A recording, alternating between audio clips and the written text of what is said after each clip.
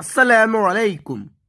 Class 3 തജ്വീദുൽ ഖുർആൻ വാർഷിക പരീക്ഷയുടെ model question പേപ്പറാണ് നോക്കുന്നത്. 2022 ഒറിജിനൽ ക്വസ്റ്റ്യൻ പേപ്പർ. ഈ ക്വസ്റ്റ്യൻ പേപ്പറിൽ ഒന്നാമത്തെ പ്രവർത്തനം കോളത്തിൽ ടിക്ക് മാർക്ക് അടയാളപ്പെടുത്തുക. ഓരോന്നിനും 3 ഓപ്ഷൻസ് കൊടുത്തിട്ടുണ്ടാകും. ശരിയുത്തരത്തിൽ ടിക്ക് മാർക്ക് അടയാളപ്പെടുത്തണം. 1. സുക്കൂനുള്ള നൂനും ഇദ്ഗാമു ബിഗുന്നയുടെ അക്ഷരവും ഒരേ കലിമത്തിൽ വന്നാൽ ഓപ്ഷൻസ്: ഇൽഹാർ ചെയ്യണം, ഇദ്ഗാം ചെയ്യണം, ഇഖ്ഫാ ചെയ്യണം. ശരി ഉത്തരം ഒന്നാമത്തെ ഓപ്ഷൻ, ഇൽഹാർ ചെയ്യണം. 2. സുക്കൂനുള്ള നൂനിനെയും തൻവീനിനെയും ഇഖ്ഫാ ചെയ്യുന്ന ഹർഫുകൾ. ഓപ്ഷൻസ്: 4, 10, 15.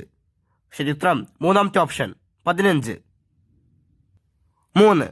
ഇദ്ഗാമും ബിലാ ഗുന്നയുടെ ഉദാഹരണം. ഓപ്ഷൻസ്: മിൻ വാലിൻ, മിർ റബ്ബിഹിം, ലൻ യഖ്ദിർ. ശരി ഉത്തരം രണ്ടാമത്തെ ഓപ്ഷൻ, മിർ റബ്ബിഹിം. ബാക്കിയുള്ള 2 ഓപ്ഷനും ഇദ്ഗാമും ബിഗുന്നയുടെ ഉദാഹരണങ്ങളാണ്. 4.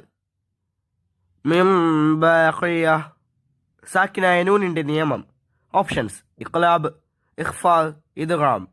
അവിടെ സാക്കിനായ നൂനിന് ശേഷം ബാ വന്നിരിക്കുന്നു. അപ്പോൾ ശരി ഉത്തരം ഏതാണ്? ഒന്നാമത്തെ ഓപ്ഷൻ, ഇഖ്ലാബ്. 5. ഉലൈക ഹും ഖൈറുൽ ബരിയ, സാക്കിനായ മീമിന്റെ നിയമം.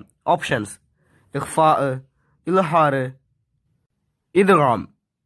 അവിടെ നോക്കൂ, ഹും ഖൈറു എന്നതിൽ സാക്കിനായ മീമിന് ശേഷം ഏത് അക്ഷരമാണ് വന്നിരിക്കുന്നത്? ഖ ആണ്.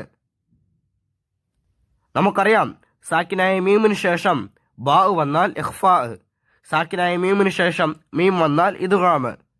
അത് ഒഴികെയുള്ള ബാക്കിയുള്ള ഏത് അക്ഷരം വന്നാലും അവിടെ വിധി ഇൽഹാറാണ്. 6. ഓത്ത് നിർത്തൽ ഏറ്റവും നല്ലത് എന്നതിനെ സൂചിപ്പിക്കുന്ന ചിഹ്നം. ഓപ്ഷൻസ്: ജീമ്, സില, ഖൈല. ശരി ഉത്തരം മൂന്നാമത്തെ ഓപ്ഷൻ, ഖൈല. 7. സാക്കിനായ മീമിനെ ഇദ്ഗാം ചെയ്തതിന് ഉദാഹരണം.